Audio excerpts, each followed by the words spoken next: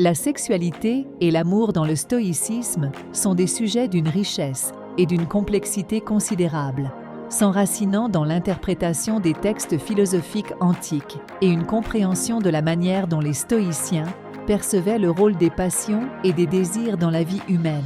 Pour les stoïciens, héritiers de la doctrine de Zénon de Citium, la passion était vue comme une perturbation émotionnelle, issue d'un jugement irrationnel et d'un désir irréaliste pour ce qui est hors de notre contrôle, y compris le désir sexuel.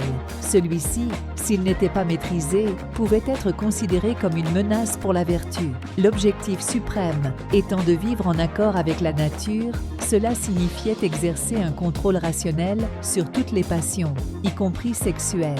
L'amour, quant à lui, pouvait être interprété de diverses manières. D'une part, il était reconnu que l'amour pouvait être une force positive, puisqu'il favorisait l'harmonie sociale et pouvait être conforme à la pratique de la vertu. D'autre part, si l'amour devenait obsessionnel ou perturbait la tranquillité de l'âme, alors il pouvait être vu comme une passion à modérer.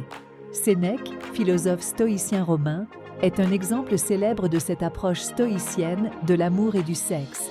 Il préconisait une approche modérée du sexe, pratiquée exclusivement dans le cadre du mariage et orientée vers la procréation et l'harmonie familiale, tout en évitant l'attachement excessif et la jalousie.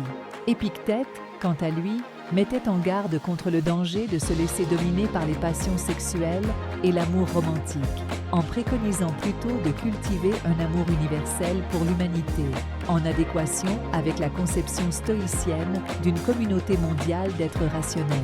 En conclusion, pour les stoïciens, la sexualité et l'amour étaient des aspects de la vie humaine qui devaient être vécus avec sagesse et modération afin de maintenir l'équilibre intérieur et la sérénité. La pratique du stoïcisme ne reniait pas l'importance de l'amour et du sexe, mais soulignait la nécessité de les vivre de manière vertueuse et rationnelle. La modération était donc essentielle, et la capacité à se maîtriser devenait une expression de la liberté personnelle et de la force morale, des valeurs centrales de la philosophie stoïcienne.